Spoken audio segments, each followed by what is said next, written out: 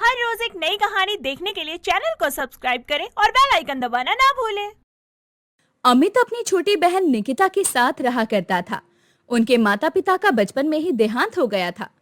अमित एक फैक्ट्री में छोटी सी नौकरी करता था और अपनी बहन की परवरिश करता। वो अपनी बहन निकिता से बहुत प्यार करता। आज भी अमित काम से वापस जा रहा था, तभी उसे एक सुंदर चप्पल दिखाई दी, जिसे देखकर वो खुद से कहता है, ये चप्पल कितनी सुंदर लग रही है। एक काम करता हूँ, इस चप्पल को निकिता के लिए खरीद लेता हूँ। वैसे भी उसे चप्पल की जरूरत है। इस तरह अब अमित अपनी बहन निकिता के लिए वो चप्पल खरीद लेता है और जब घर आता है तो निकिता को खरीदी हुई चप्पल देते हुए कहता है, निकिता देखो, मैं तुम्हारे लिए कितनी सुंदर चप्पल लेकर आया हूँ। तेरी पुरानी चप्पल खराब हो गई थी ना। निकिता चप्पल देखकर खुश हुई और बोली, हाँ भैया, मेरी चप्पल खराब हो गई थी, लेकिन भैया पहले आपको अपने लिए चप्पल खरीदनी थी। मैं तो वैसे भी कहीं बाहर नहीं जाती, पर आप तो बाहर जाते हो। आपको चप्पल की ज्यादा जरूरत थी, आपने अपने लिए क्यों नहीं खरीदी? अरे मेरी चप्पल अभी ठीक है। चप्पल को मैं अभी काफी समय तक टिकाऊंगा, तू टेंशन मत ले। भैया, माता पिता के जाने के बाद आपने कभी भी मुझे माँ बाप की कमी महसूस नहीं होने दी। अपने से पहले मेरा ख्याल रखा है आपने। वहाँ सब तो ठीक है, लेकिन अब जल्दी से मुझे खाना दे दे, मुझे भूख लग रही है। उसकी बात सुनकर अब निकिता मुस्कुराती है और दोनों भाई बहन खाना खाने लगते हैं। इन दोनों भाई बहनों में बहुत प्यार था। ऐसे ही समय बीत रहा था। एक दिन अमित फैक्ट्री से वापस आ रहा था, तभी उसने देखा एक लड़की रास्ते में स्कूटी से गिर गई। उसे देखकर अमित दौड़कर उसके पास गया और उसे उठाते हुए कहने लगा, आप ठीक तो है ना? जी मैं ठीक हूँ। पर आपको तो काफी चोट लगी है। मुझे लगता है आप ठीक तरह से स्कूटी नहीं चला पाएंगी। आप कहे तो मैं छोड़ दूं आपको? जी आपका धन्यवाद। पायल अब अमित के पीछे बैठ जाती है और अमित स्कूटी चलाते हुए पायल के घर की तरफ जाने लगता है। रास्ते में दोनों की जान पहचान हो जाती है। दोनों एक दूसरे को अपना नंबर देते हैं। अगले दिन अमित पायल को फोन लगाता है और दोनों के फोन पर बातें शुरू हो जाती है और इस तरह उन दोनों के बीच जल्दी ही दोस्ती हो जाती है। समय गुजरता है और उन दोनों की दोस्ती कब प्यार में बदल जाती है उन्हें पता ही नहीं चलता। ऐसे ही एक दिन पायल अमित से कहती है, अमित, मैंने पापा को तुमसे शादी करने के लिए मना लिया है। पायल, क्या तुम्हारे घर वाले मुझ जैसे गरीब लड़के से तुम्हारी शादी करने के लिए तैयार हो गए? देखो, मैं एक गरीब घर का लड़का हूँ और मुझे नहीं लगता कि तुम्हारी फैमिली मुझे अपना पाएगी। कैसे नहीं होंगे? मैं उनकी इकलौती बेटी हूँ, उन्हें मेरी बात माननी पड़ेगी। तुम चिंता मत करो। इतना बोलकर पायल अब अपने घर चली जाती है और अपने परिवार को अमित के बारे में बताती है। पर क्योंकि अमित बहुत गरीब होता है, इसीलिए उसके पिता राघव शादी के लिए मना कर देते हैं। मेरी बच्ची, मैंने तुम्हें इतने नाजों से पाला है, लेकिन फिर भी तुमने एक अच्छे और अमीर घर के लड़के को चुनने की बजाय एक गरीब घर के लड़के को चुना शादी के लिए, जो एक फैक्ट्री में काम कर कर अपना घर चलाता है। वो इसलिए पिताजी, क्योंकि प्यार पैसा नहीं देखता, दिल देखता है। और मैं अमित से बहुत प्यार करती हूँ। मैं जानती हूँ मैं आपकी इकलौती बेटी हूँ और आप मुझे मेरी पसंद जरूर देंगे। अब क्या था, पायल की जिद के आगे राघव अपने घुटने टेक देता है और इस तरह जल्दी ही अमित और पायल की शादी पक्की हो जाती है। निकिता अपने भाई की शादी से बहुत खुश थी। वो खुशी खुशी अमित की शादी की सारी तैयारी करती है। जल्दी ही शादी का दिन भी आ जाता है। अमित और पायल की धूमधाम से शादी होती है। पायल दुल्हन बनकर अमित के घर आ जाती है। अगले दिन पायल सुबह नहा धोकर तैयार होकर किचन में जाती है तो देखती है कि निकिता चाय बना रही थी। पायल को देखकर निकिता कहती है, आओ भाभी, मैं आपके लिए ही चाय बना रही थी। निकिता पायल को चाय देती है। दोनों आपस में बातें करती हैं।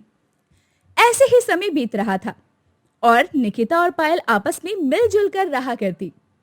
ऐसे ही एक दिन पायल अपने मायके जाती है तो उसके पापा उससे कहते हैं, पायल बेटा, तुम मेरी इकलौती बेटी हो, लेकिन जब भी मैं तुम्हें उस घर में देखता हूँ, मेरे दिल को इतनी ठेस पहुंचती है कि बस पूछो ही मत। अरे भाई, अब तो लोग भी मुझे ताने देने लगे हैं कि मैंने अपनी बेटी का ब्याह उस घर में कर दिया जिनका ना तो खाने का ठिकाना और ना ही रहने का ठिकाना। पायल बेटा, अगर तुम चाहो तो अपने पति के साथ इस घर में रह सकती हो बेटी। अरे ये भी तो तुम्हारा ही घर है। वैसे आप कह तो ठीक रहे हैं पिताजी, लेकिन मैं नहीं जानती कि अमित इस घर में आने के लिए राजी होगा या नहीं। फिर भी मैं अमित से बात करूंगी। इतना बोलकर अब पायल थोड़ी देर अपने पिताजी के साथ समय बिताती है और अपने घर आ जाती है। मौका देखकर अब पायल अपने पति अमित से बात करती है। देखो अमित, मैं मेरे पिताजी की इकलौती औलाद हूँ। उन्हें भी मेरी जरूरत है और तो और उनकी जायदाद भी हमारे ही नाम है। मैं तो कहती हूँ हम अपने इस छोटे से घर को छोड़कर मेरे घर चलते हैं। वहां हमें किसी भी चीज की परेशानी नहीं होगी। तुम हमारा बिजनेस भी संभाल पाओगे। इतना बोलकर अब पायल निकिता के लिए लड़के देखना शुरू करती है और बहुत जल्द निकिता के लिए सुजीत का रिश्ता आता है। सुजीत मेहनती था और ईमानदार था, इसीलिए वो अमित को बहुत पसंद आता है। जल्दी ही निकिता की सुजीत से शादी हो जाती है और निकिता अपने ससुराल आ जाती है। जब निकिता अपने ससुराल पहुंची तो एक छोटा सा घर देखकर अपने आप से बोली, लगता है मेरे ससुराल वाले बहुत गरीब हैं, लेकिन कोई बात नहीं, ये मेरी किस्मत है। बेचारी निकिता अपने गरीब ससुराल को अपनी किस्मत समझ लेती है। वो अब अपने ससुराल की जिम्मेदारी बखूबी संभालती है। निकिता चूल्हे पर खाना बनाती, घर की लिपाई पुताई करती और बिस्तर पर पड़ी अपनी सास की देखभाल करती। एक दिन निकिता चूल्हे पर खाना बना रही थी, तभी उसकी सास आवाज देती है, निकिता बेटा, जरा मुझे उठाकर बैठा दो, लेटे लेटे कमर अकड़ गई है। निकिता अब चूल्हा छोड़कर अपनी सास के पास आई, उसे उठाकर बैठाया। तभी निकिता की सास बोली, निकिता बेटा, कल भाई दूज है। तेरा तो ससुराल में पहला भाई दूज है। वैसे तो तेरे भाई को तुझसे मिलने आना चाहिए, लेकिन मुझे नहीं लगता कि वो तुझसे मिलने आएगा, क्योंकि अब वो बहुत अमीर हो गया है।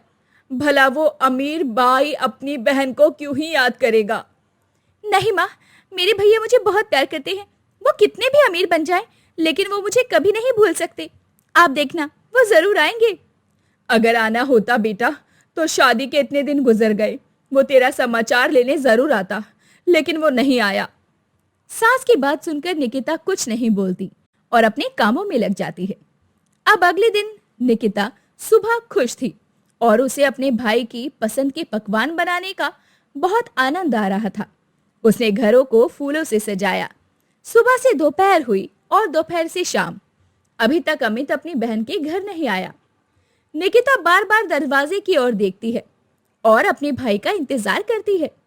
तभी उसकी सास बोली, निकिता बहू, मैंने तो तुझसे पहले ही कहा था कि वो नहीं आएगा। निकिता, बार बार राह देखकर अपना मन क्यों दुखी कर रही हो? अमित भैया नहीं आएंगे। ये सुनकर निकिता उदास हो जाती है, लेकिन तभी अचानक अमित वहां पहुंच जाता है। उसके हाथों में बहुत सारे तोहफे थे। वो निकिता को देते हुए कहता है, निकिता बहन, मुझे माफ कर देना, मुझे आने में देरी हो गई। मुझे पता था भैया आप जरूर आएंगे, लेकिन आपको आने में इतनी देर कैसे हो गई? दरअसल मेरे साथ साथ तेरी भाभी भी आ रही थी, लेकिन अचानक रास्ते में उसका एक्सीडेंट हो गया और वो हॉस्पिटलाइज्ड हो गई, इसलिए मुझे देर हो गई। क्या भाभी का एक्सीडेंट हो गया? आप मुझे अभी भाभी के पास ले चलिए। निकिता अब अमित के साथ हॉस्पिटल पहुंचती है, जहां डॉक्टर उसे बताते हैं कि पायल को खून की जरूरत है और किसी का भी ब्लड ग्रुप पायल के ब्लड ग्रुप से मैच नहीं हो रहा। तभी निकिता डॉक्टर से कहती है, डॉक्टर साहब, आप मेरा ब्लड ग्रुप टेस्ट कीजिए। निकिता अब डॉक्टर को ब्लड टेस्ट के लिए ब्लड देती है, तो पायल के ब्लड ग्रुप से वो मैच करता है। जिसके बाद निकिता पायल को खून देती है और जल्दी ही पायल ठीक हो जाती है। जब उसे पता चलता है कि निकिता ने उसे खून देकर उसकी जान बचाई, तो पायल अपनी पुरानी गलतियों पर शर्मिंदा होती है। वो निकिता से माफी मांगती है और उसे गले से लगा लेती है। कुछ दिनों बाद जब पायल अपने घर जाती है, तो वो सुजीत को अपनी ही कंपनी में सीनियर मैनेजर की पोस्ट पर जॉब ऑफर करती है। इस तरह निकिता की जिंदगी में भी गरीबी धीरे धीरे खत्म होती है और दोनों भाई बहन का भैया दूज भी अब पूरा होता है। शारदा के बेटे संकेत की शादी को कुछ ही दिन बीते थे, लेकिन इन दिनों में मोनिका अपने ससुराल का रवैया देखकर परेशान थी, क्योंकि उसे ससुराल में एक सप्ताह से ज्यादा दिन हो चुके थे। लेकिन इन दिनों में ही मोनिका के ससुराल में 5-6 बार नॉनवेज बन चुका था। ना जाने ये लोग सप्ताह में कितने दिन नॉनवेज खाते हैं। मैं तो अब इनके नॉनवेज बनाने से परेशान हो चुकी हूँ, लेकिन ये खाने से नहीं थकते हैं। बहू, अरे ओ बहू, बना नहीं क्या खाना अब तक? संकेत कब से इंतजार कर रहा है। हाँ माँ जी, बन गया, बस मसाला पक रहा है, 5 मिनट में तैयार है। बहू, अब तू तो ये खाती नहीं, तो कुछ अच्छा बना ले अपने लिए। एक तू ही है घर में जो ये सब नहीं खाती, वरना तो सब नॉनवेज खाते हैं। माँ जी, मेरे मायके में जब ऐसा कुछ बनता था तो मेरे लिए माँ मेरी पसंद का खाना बना देती थी पहले ही, लेकिन मुझे तो आलस आता है। अरे बहू, तू तो जानती है मुझसे किचन में गर्मी में काम नहीं होता है, और तू तो फटाफट काम कर लेती है। बना ले थोड़ा हाथ चलाकर अपने लिए कुछ भी। अब शकुंतला के किचन से जाते ही मोनिका अपने लिए क्या बनाए ये सोचने लगती है। अब अपने लिए क्या ही बनाना, कुछ भी खाकर सो जाऊंगी। वैसे भी आज मैं काम करके बहुत थक गई हूँ। मोनिका सबको खाना खिलाने के बाद बर्तन किचन साफ करके सोने चली जाती है। वो काम करके थक चुकी थी और उसे अपने लिए कुछ बनाने का मन ही नहीं किया। अब अगली सुबह बहू उठ गई, जा चाय बना ला सबके लिए, और खाना तो बनाना नहीं है, रात वाला चिकन कड़ी तो है ही। हाँ माँ जी, वो तो बहुत सारा बच गया था, तो मैं बस चावल रोटी बना देती हूँ। हाँ बहू, तू चावल रोटी बना दे, जिसे जो खाना होगा वो खा लेगा। और रात में अपने लिए क्या बनाया था, कुछ बचा है उसमें से? नहीं माँ जी, कुछ मन ही नहीं किया बनाने का, काम ही इतना ज्यादा हो चुका था कि मैं बस काम करके ही सो गई। अरे बहू, मैंने तुझे कितनी बार कहा है कि बिना कुछ खाए पिए मत सोया कर, घर की लक्ष्मी नाराज हो जाती है ऐसे। माँ जी, और मैं अकेले के लिए क्या ही बनाऊँ, ये सोचकर मुझे आलस आ जाता है। इस उम्र में तुझे इतना आलसपन है? जब तू हमारी उम्र की होगी तो क्या होगा तेरा? मोनिका तो चाय बनाने चली जाती है। अब इधर शकुंतला की पड़ोसन विमला का आना होता है। अरे विमला, बड़े दिनों बाद तेरे दर्शन हुए, क्या बात है, आजकल कहाँ रहती है? अरे शकुंतला, मैं तो चली आई हूँ तुझसे मिलने। अब तू तो याद करेगी नहीं, तो ऐसा थोड़ी है कि मैं भी तुझे भूल जाऊँ। अच्छा किया तूने याद कर लिया, वरना मैं तुझे भुला देने वाली थी। वैसे चाय पिएगी? अब शकुंतला और विमला बातें करने लगते हैं। तभी मोनिका चाय लेकर आती है।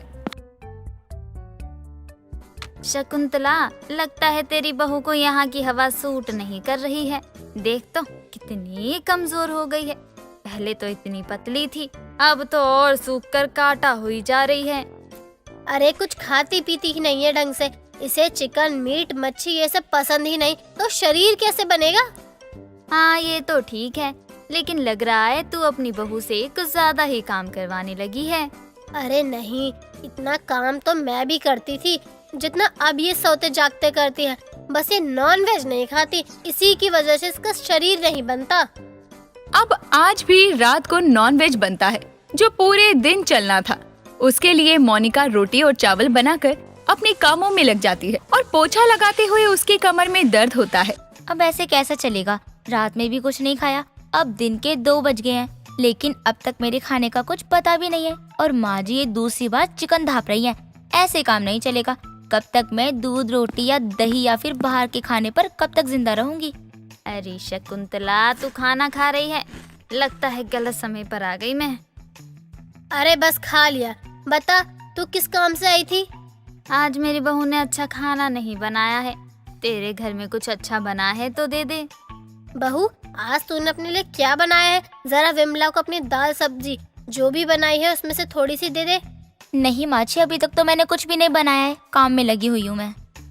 अरे शकुंतला, तू तो जानती ही है ना, यहाँ तो कहीं अच्छा ढाबा भी नहीं है जहाँ दाल चावल सब्जी रोटी जैसा शाकाहारी खाना मिल जाए। बहू, मैं तेरा दुख समझ सकती हूँ, ना जाने अब हमारा शाकाहारी होना कोई समझ पाएगा कि नहीं। इतना बोलकर विमला तो चली जाती है, लेकिन मोनिका को विमला की बातों से आइडिया मिलता है, वो भी एक प्योर वेज ढाबे का।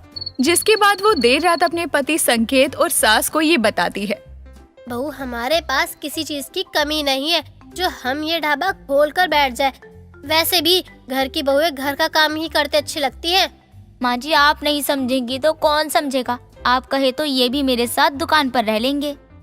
शकुंतला को कुछ समझ नहीं आ रहा था, लेकिन मोनिका अपने पति संकेत को मना लेती है और वो दोनों एक प्योर वेज ढाबा खोलते हैं जहाँ दाल कढ़ी राजमा छोले ये सब मेन्यू में था।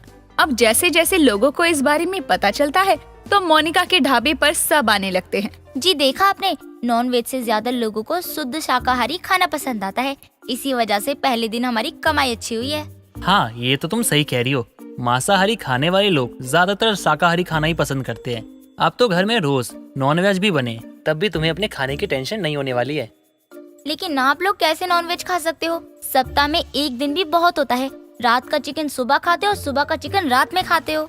अब वेज खाने वाले क्या ही जाने कि उसमें कितना टेस्ट होता है। तुम जैसे शाकाहारी खाने और बेचने वाले चिकन और फिश का टेस्ट क्या ही जानोगे। ऐसे ही समय बीत रहा था। ना तो मोनिका के ससुराल वालों ने नॉनवेज खाना छोड़ा था और ना ही मोनिका अपना ढाबा बंद करने की जिद छोड़ रही थी। एक रोज मोनिका के पिता का आना होता है और वो अपनी बेटी के ससुराल आकर बोलते हैं, अरे समझन जी, अरे मोनिका कहीं नजर नहीं आ रही और दामाद जी भी नहीं दिख रहे। बच्चे कहीं गए हैं का? अरे अब इसे कैसे बताऊं, किसकी जिद्दी बेटी ढाबा खोले बैठी है, वो भी गांव के नुक्कड़ पर। वैसे भी हमने शादी में कम दहेज नहीं लिया है, जो अब इसकी बेटी से घर के अलावा बाहर के काम लेने लग गई। शकुंतला सोच ही रही थी कि तभी उसकी पड़ोसन विमला का आना होता है। शकुंतला ला दे, कौन सी पतीली देनी है तेरी बहू को? मैं अभी दुकान ही जा रही हूँ पनीर की सब्जी और पुलाव लाने बहू के ढाबे से। अरे समधी जी आप, अरे रे आप यहाँ बैठे हैं और वहाँ आपकी फूल सी बेटी क्या खाना बनाती है। पुलाव, पनीर, बटर नान, दाल मखनी, गोभी आलू की सब्जी, खीर और प्याज के पकोड़े खाकर तो आप भी कहेंगे वाह बेटी कमाल कितना। अरे मैं कुछ समझा नहीं बिमला जी, आप कहना क्या चाहती हो? विमला चुप कर जा, ये तो क्या कह रही है, चुप हो जा ना। एक मिनट समझन से बिमला जी को बोलने दीजिए। चलिए आप अपनी बेटी के शाकाहारी ढाबे पर एक से बढ़कर एक सब्जी और नान रोटी चावल खिलाती हूँ। अरे मोरी मैया, ये क्या बात कर रही है बिमला जी? अरे हमारी बिटिया ने ढाबा खोल लिया। अरे समझन जी, ये क्या सुन रहे हैं हम? अरे हमरे फूल से नाजुक बिटिया से आपने ढाबा खुलवाया है, ऊपर बिठाया भी है उसको। क्या इसी दिन के लिए हम आपके बेटे को दहेज देकर खरीदे थे? समधी जी मेरी बात समझने की कोशिश कीजिए, ये सब मेरा फैसला नहीं है, बहू का खुद का फैसला था कि वो प्योर वेज का ढाबा खोलेगी। अरे मोरी मैया, आप तो समझदार है ना, तो आपको तो समझना चाहिए था ना। आज तक हमारी बेटिया ने घर के बाहर कदम तक नहीं रखा और आज आपने उसको ढाबे पे बिठा दिया है। अब मोहनलाल भी गुस्से में दुकान पर पहुंचता है और अपनी बेटी को काम करता देखकर अपनी बेटी से कहता है, कभी सोचा भी नहीं था कितने लालची ससुराल वाले मिलेंगे तुझे। क्या हालत बना दी है हमारी नाजुक बिटिया की। पापा पहले तो आप रोना बंद कीजिए, और हाँ ये फैसला आपकी बेटी का है। मैं यहाँ ना सिर्फ खुद के लिए काम कर रही हूँ, बल्कि गरीब और भूखे लोगों को फ्री में खाना खिलाती हूँ। देखिए ये कैसे छोटे छोटे बच्चे यहाँ रोज खाना खाने आते हैं।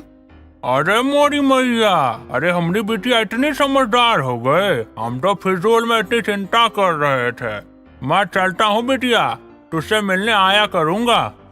मोनिका हमेशा से ही अमीर घर में पली बड़ी थी, उसे कभी भी किसी चीज की कमी नहीं थी। लेकिन जब वो अपनी ससुराल आती है और ससुराल वालों का रवैया देखती है, तो वो खुद को बदलने का फैसला लेकर ढाबा खोलती है। बिहार के छोटे से गांव में कम्मो नाम की लड़की थी, जिसके माँ बाप बचपन में ही गुजर चुके थे। बचपन की कड़वी यादों के साथ कम्मो अब बड़ी हो चुकी थी। कम्मो की सहेली चंपा उसके साथ उसकी बहुत अच्छी दोस्ती थी। ऐसे ही एक दिन चंपा कम्मो से कहती है, का रे कम्मो, चलेगी कि नहीं? हुआ बहुत देर हो जाएगी, वरना पहले कह देते हैं, वहाँ जाके फिर हम लोगों को वापस भी आना है। हमरे पास इतना टाइम नहीं है, जाना है तो फटाफट बोल। अरे वाह, हम तो जरूर जाएंगे। अगर हम वहाँ नहीं गए ना तो हमारा दिल बहुत उदास हो ही जाएगा और हम वो सब ना देख सकेंगे। साफ साफ बता रहे हैं। अभी ये चलेंगे ससुरे, तुम्हारे खातिर हम कब से वेट कर रहे हैं। अबे जाकर हमारी नजर पड़ी है तुम पर।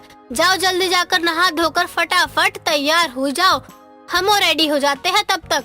अरे हम अभी 10 मिनट में आते हैं, और तब तक भी तुम तैयार ना हुई ना अपन लाली पाउडर लगा के, तो हम धोखा बताते हैं। जा ज्यादा बतियाओ नहीं, बहुत दूर जाना है हमको और तुमको, वहाँ से वापस भी आना है। पता नहीं हम लोगों को मिलेगा भी ये नहीं। ठीक है हम जा रहे हैं, अब हम भी तुमको देखते हैं। चंपा भी तैयार होने के लिए चली जाती है ऐसे ही कुछ देर बाद दोनों सहेलियां तैयार होकर बैग लेकर अपनी मंजिल की तरफ निकल पड़ती हैं। कुछ देर बाद वो दोनों अपनी मंजिल पर पहुंचकर बैठते हैं और बैठते हुए कम्मो एक लड़के को कहती है, ओ भैया, तनिक हमको और हमारी सहेली को दूध थरिया तो देवा। बहुते दिन हुई गवा कोनो रात के खाना नहीं के खैनी, लगा दो हो थरिया। का बकवास करे जा रही हो तुम? बहुत बोली निकल रही है तुमरी। तब से देख रहे हैं कुछ भी बोले जा रही हो। चुपे चाप खाना खा के अपने घर की तरफ चलो। ओ भैया, थरिया लावा हो, बहुत देरी होवता। हमनी के अपन अपन घर भी पहुँचे के बा। श्राद्ध में आकर कौन ऐसी हरकतें करता है बताओ तो। अगर तुम्हें यहाँ का खाना खाने का मन है तो चुपचाप बैठकर खाओ, समझी? बड़े घर की लड़की बनने की कोई जरूरत नहीं है। कौन बड़े घर की लड़की बन रही है भैया? हमको भी दिखाओ उस लड़के का मुख, हम भी देखें। खुद को देख लो तुम दोनों ही हो। बहुत देर से उछल रही हो, खाना ऐसे मांग रही हो जैसे शादी के घर में आई हो। अरे भाई, श्राद्ध के घर में खाना शादियों वाला थोड़ी ना होता है। तो चुपचाप से जो मिल रहा है सिर्फ उसे खाओ, नहीं तो यहाँ से निकल जाओ। ठीक है, अब खाना दो, कुछ नहीं बोलेंगे हम। अगर अब भी मेरे मुंह से या हमारी सहेली के मुंह से सुन लिया तो हम दोनों को बाहर निकाल देना, ठीक है? ओए, का बोल रही हो? हमको काहे बाहर निकालेंगे? तुम चले जाना, हम नहीं जाएंगे। अब ज्यादा ना बतियाओ, समझी? तुमको मालूम है ना, जब हमारे पास कोई नहीं होता था और हम एक दूसरे के साथ थे, तब से हम लोगों ने रात का खाना खाना शुरू कर दिया। अब यहाँ कैसे चूक जाएं? चंपा और कम्मो खाना खाते हुए बातें कर रहे थे। तभी वहाँ दूर से एक वंदना नाम की औरत कम्मो को अच्छे से देख रही थी और उसके बारे में पूछताछ कर रही थी। जैसे ही कम्मो बाहर चली जाती है, तभी वंदना चंपा से कम्मो के बारे में पूछती है। बेटी, क्या मैं आपसे कुछ देर बात कर सकती हूँ? मुझे बहुत जरूरी बात करनी है आपसे। अगर अभी ये बात नहीं हो पाई ना तो पता नहीं कब बोल पाऊंगी मैं। अरे का बात हुई गई आंटी जी, हमको बताइए, हम अभी फिनिश कर देते हैं। वैसे भी अगर हमारी दोस्त आ गई तो हमको कोनो भी पीपल से बात नहीं करने देगी। जो भी बात है हमको जल्दी बताइए। बेटी, मुझे ना अपने बेटे के लिए तुम्हारी दोस्त बहुत पसंद है। अब मैं ये चाहती हूँ कि तुम अपनी दोस्त से उसके घर वालों से बात करो। आंटी जी, हमारी फ्रेंड का इस दुनिया में कोनो नहीं है हमरे अलावा। उका अम्मा बापू उके बचपन में ही गुजर गए, इसीलिए वो हमरे साथ रहती है, साथ घूमती है। अगर आपको फिर भी हमारी कम्मो पसंद है तो हमारी कम्मो को देखने जरूर आइएगा। क्या तुम्हारी दोस्त अनाथ है? मुझे लगा ही नहीं तुम्हारी सहेली अनाथ है। वैसे भी अगर तुम्हारी सहेली को कोई दिक्कत ना हो तो ये बात पूछ लेना। अगर उसकी शादी मेरे बेटे से हो जाती है तो बेचारी की किस्मत बदल जाएगी। उसकी किस्मत का मत सोचिए, ठीक है? अगर ऐसा कुछ करना है तो मेरी सहेली से पूछ लो, वो क्या करना चाहेगी। बेचारी मत बोल देना उसे दोबारा, वरना मुझसे बुरा कोई नहीं होगा। अच्छा, तुम्हारी सहेली इतनी फेमस है क्या? अनाथ होते हुए भी उसकी मर्जी चलेगी। अब मुझे तुम्हारी सहेली से बात करनी ही पड़ेगी। वंदना और चंपा बातें कर रहे होते हैं, तभी वहाँ कम्मो आ जाती है और अपनी सहेली के साथ वहाँ से अपने घर की तरफ निकल जाती है। ऐसे ही कुछ दिन गुजर गए और एक शाम चंपा अपनी सहेली कम्मो से कहती है, कम्मो, हम तुमसे कुछ पूछ सकते हैं का? हमरे दिल में बहुत दिनों से यही बात घूम रही है। सोचत रहनी, अब पूछे तब पूछे, लो जैसे भी करके पूछा ही लेते। अब बताओ, पूछे का? हाँ, जितना मर्जी उतना हमरा से पूछ लो। हम कबो कोनो बात के लिए मना करे हैं का? वैसे भी तुम हमारी भलाई के खातिर ही बोलोगी। अब जोनो भी बात बोलना है फटाफट बोलो। हम तुम्हारे लिए एक लड़का पसंद किए हैं, का तुम उनका से बियाह करोगी? उनका अम्मा तुम्हारी खातिर रिश्ता लेकर आई रही। अच्छा जी, ऐसा है का? हमको लगा कोनो बहुत ही सीरियस मैटर होगा। धत बकलोल, कछु भी बकती हो। अब तुम ही बताओ, हमको कौन पसंद करेगा अपने बेटे की खातिर? हम कुछ नहीं जानते। शाम को वो लोग तुमको देखने आ रहे हैं। एकदम सज धज कर तैयार रहो ताकि लड़के को तुम एक नजर में ही पसंद आ जाओ, समझी? ए चंपा, मजाक मत करो रे हमसे। अगर हमको पता लगा कि तुम हमरा से इतना बड़ा मजाक कर रही हो तो हम बताएंगे तुमको, देख लेना। तुम जाओगी कि नहीं बताओ पहले। अब जल्दी से तैयार हो जाओ, बहुत काम है हमको। तुम्हारे साथ बतियाने का टेम नहीं है। जाओ, अब तुम्हारे ससुराल वाले कब हमरे घर पर टपक सकते हैं। का हुई गवा, इसको पता नहीं, उल्टा सीधे काहे बके जा रही है। भगवान, का हो रहा है हमरे साथ? कम्मो खुद से बातें करते हुए तैयार हो जाती है और कुछ देर बाद वंदना अपने बेटे को लेकर कम्मो को देखने आती है और कम्मो को पसंद करते हुए कुछ ही दिनों में उनकी शादी करवा देती है। ऐसे ही एक दिन वंदना के घर उनकी पड़ोसन कमला आती है और कम्मो को देखकर बोलती है, कम्मो बहू, तुम्हारी सास नहीं दिख रही, कहाँ चली गई? मुझे तैयार होने को बोलकर खुद तैयार होने का बोलती है और खुद ही गायब हो जाती है। सच में तुम्हारी सास का तो कोई भरोसा ही नहीं है। का हुई गवा चाची, ऐसे काहे गुस्सा कर रही हो? कोनो बात है तो हमको बता दीजिए, हम माँ जी को बता देंगे। वो कहा है ना, अभी तक माँ जी घर नहीं आई हैं। तुम्हें क्या बताऊं, नई नवेली दुल्हन को ऐसी जगह ले जाना सही नहीं होता। वैसे भी ऐसी जगह हमेशा से मैं और तुम्हारी सास ही जाते हैं। अगर तुम्हारी सास यहाँ होती तो कब का चले जाते हम लोग। लेकिन कहाँ चले जाते चाची जी, तनिक हमको भी बताओ ताकि हमको भी पता लगे कि कहाँ जा रहे हैं कहाँ नहीं। अरे बहू, हम लोग श्राद्ध में जा रहे हैं। कहीं भी श्राद्ध होता है तो हम वहाँ पहुँच जाते हैं। बस इसलिए मैं तुम्हारी सास को ढूंढ रही थी। चाची जी, हम भी श्राद्ध में जाना चाहते हैं। हम भी हमारे गांव में सबका श्राद्ध में जात रहे और बहुत अच्छा अच्छा खाना भी खात रहे। अब आप हमको ये बताइए कि हम जा सकते हैं कि नहीं। जाना तो नहीं चाहिए, लेकिन अपनी सास की तरफ से जा सकती हो। ऐसा करो, तुम फटाफट तैयार हो जाओ, हम दोनों चल लेते हैं। कमला की बात सुनकर कम्मो फटाफट तैयार होकर कमला के साथ श्राद्ध में चली जाती है। ये सिलसिला ऐसे ही चलता रहता है और अब किसी का कहीं भी श्राद्ध होता तो वहाँ वंदना की जगह कम्मो जाया करती।